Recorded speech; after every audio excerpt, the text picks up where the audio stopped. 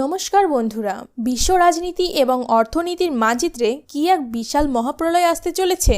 আমরা এমন এক সন্ধিক্ষণে দাঁড়িয়ে আছি যেখানে গত ৮০ বছরের চেনা সমীকরণগুলো এক লহমায় বদলে যাচ্ছে।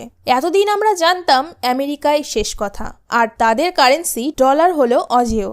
কিন্তু বর্তমানে পরিস্থিতি এমন এক মোড় নিয়েছে যা দেখে হোয়াইট হাউসের কপালে চিন্তার ভাঁজ পড়েছে। ভারত এবং ব্রিক্স দেশগুলোর ক্রমাগত চাপে এখন আমেরিকার অহংকার কার্যত ধুলোয় মিশতে শুরু করেছে। ডলারের যে দাপট আমরা দেখে এসেছি তাতে এখন বড়সড় ফাটল দেখা দিয়েছে। আজকের ভিডিওতে আমরা বিশ্লেষণ করব কেন ডলার ইন্ডেক্স হু হু করে পড়ছে, কেন IMF পর্যন্ত আমেরিকাকে সতর্ক করছে। সাধারণত কোনো দেশের মুদ্রার শক্তি বোঝা যায় তাদের কারেন্সি ইন্ডেক্স দেখে। মার্কিন ডলারের ক্ষেত্রেও নিয়মটা আলাদা নয়। US ডলার ইন্ডেক্স বা DXY হলো সেই মাপকাঠি যা বলে দেয় বিশ্বের প্রধান মুদ্রাগুলোর তুলনায় ডলার কতটা শক্তিশালী। আপনারা জানলে অবাক হবেন, গত কয়েকদিনে এই সূচক 100-র নিচে নেমে গেছে। বিশেষজ্ঞরা বলছেন যখনই এই সূচক 100-র নিচে নেমে যায় তখনই বুঝতে হবে ডলারের ICU-তে যাওয়া সময় হয়ে গেছে। আজ সকালে পাওয়া তথ্য অনুযায়ী এটি 96-এর কাছাকাছি ঘুরপাক খাচ্ছে। এই পতন কিন্তু কোনো সাধারণ ওঠানামা নয়, এটা আসলে একটা সিগন্যাল, যে সিগন্যাল বলছে বিশ্ববাজার এখন ডলারকে মুখ ফিরিয়ে নিচ্ছে। পশ্চিমা মিডিয়াও এখন স্বীকার করতে বাধ্য হচ্ছে যে গত 4 বছরে ডলার তার সব থেকে দুর্বলতম পর্যায়ে রয়েছে। আমেরিকার এই দশার জন্য দায়ী কিন্তু তারা নিজেরাই। আজ আমেরিকার ওপর ঋণের বোঝা কত জানেন? প্রায় 38 ট্রিলিয়ন ডলার। এই সংখ্যাটা কল্পনা করাও কঠিন। আমেরিকার বার্ষিক GDP দিয়েও এই বিশাল ঋণ শোধ করা সম্ভব নয়। সহজ ভাষায় বললে, আপনার আয় যদি 100 টাকা হয় আর ঋণ যদি 110 টাকা হয়ে যায়, তবে কি আপনার ওপর কেউ ভরসা করবে? ডলারের ক্ষেত্রেও তাই হচ্ছে। যখন কোনো দেশের আয় অপেক্ষা ব্যয় এবং ঋণের গতি বেড়ে যায় তখন তার মুদ্রার দাম কমতে শুরু করে। আর এইখানেই শেষ নয়, মার্কিন সেন্ট্রাল ব্যাংক অর্থাৎ ফেডারেল রিজার্ভ যেভাবে সুদের হার কমানোর ইঙ্গিত দিচ্ছে তাতে বাজারে ডলারের যোগান আরও বাড়বে, আর যোগান বাড়লে জিনিসের দাম কমে। এই অর্থনীতি মেনেই ডলারের ভ্যালু এখন তলানিতে। ডোনাল্ড ট্রাম্পের ভূমিকা।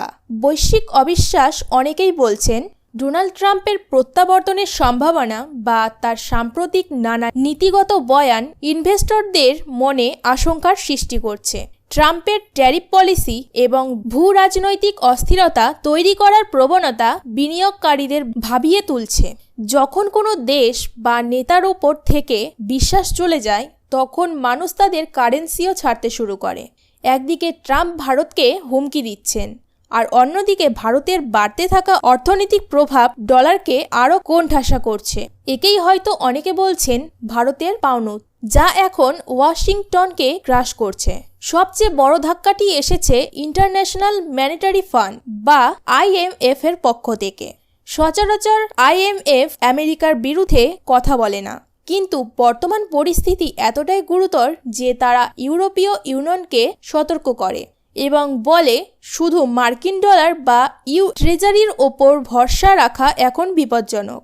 IMF স্পষ্ট জানিয়েছে বিশ্বের উচিত এখন ডলারের বিকল্প খোঁজা। তারা এমনকি ইউরোপকে পরামর্শ দিয়েছে মার্কিন বন্ডের মায়া কাটিয়ে অন্য সুরক্ষিত সম্পদে বিনিয়োগ করতে। এটি কিন্তু বিশ্ব অর্থনীতির ইতিহাসে এক বিশাল মোড়। ব্রিক্স দেশগুলো, বিশেষ করে ভারত, চীন এবং রাশিয়া এখন একজোট হয়ে ডলারের বিকল্প তৈরি করছে। ভারত তার বৈদেশিক মুদ্রার ভাণ্ডার থেকে ডলারের পরিমাণ কমিয়ে সোনার পরিমাণ বাড়াচ্ছে। রিজার্ভ ব্যাংক অফ ইন্ডিয়া এখন অনেক দেশের সাথে সরাসরি টাকা বা স্থানীয় মুদ্রায় ব্যবসা শুরু করছে। চীন ও তার ট্রিলিয়ন ডলারের মার্কিন বন্ড বিক্রি করে দিচ্ছে। এই যে ডলারাইজেশন বা ডলার বর্জন আন্দোলন, এর নেতৃত্বে কিন্তু ভারত এক অন্যতম বড় শক্তি। ভারত বুঝিয়ে দিয়েছে যে ধমক দিয়ে আর যাই হোক বিশ্ব অর্থনীতি নিয়ন্ত্রণ করা যাবে না। ডলার যখন দুর্বল হয় তখন মানুষ নিরাপদ আশ্রয়ের খোঁজে ছোটে, আর সেই নিরাপদ আশ্রয় হলো সোনা। এই কারণেই আপনারা দেখছেন যে আন্তর্জাতিক বাজারে সোনার দাম আকাশছোঁয়া। বিশ্বের কেন্দ্রীয় ব্যাংকগুলো এখন ডলার ছাপানো কাগজের বদলে সোনা জমিয়ে রাখা বেশি লাভজনক মনে করছে। ইউরো, পাউন্ড, এমনকি জাপানি ইয়েনও এখন ডলারের তুলনায় ঘুরে দাঁড়াচ্ছে।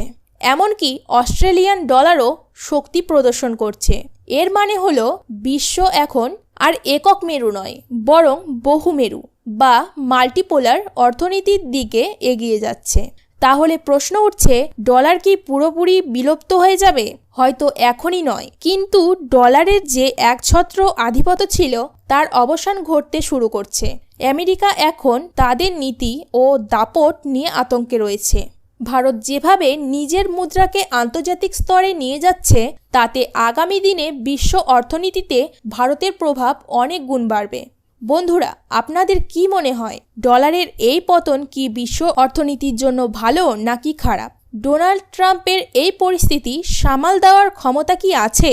আপনাদের মূল্যবান মতামত অবশ্যই কমেন্ট বক্সে জানাবেন। আর এই ভিডিওটি ইনফরমেটিভ মনে হলে লাইক দিয়ে আপনাদের বন্ধুদের সাথে শেয়ার করুন। চ্যানেলে নতুন হয়ে থাকলে সাবস্ক্রাইব করে বেল আইকনটি প্রেস করতে ভুলবেন না। পরবর্তী ভিডিওতে আমরা আলোচনা করব ভারত কিভাবে তার ডিজিটাল কারেন্সি দিয়ে বিশ্ব মাতাতে চলেছে। ততক্ষণ সুস্থ থাকুন। জয় হিন্দ।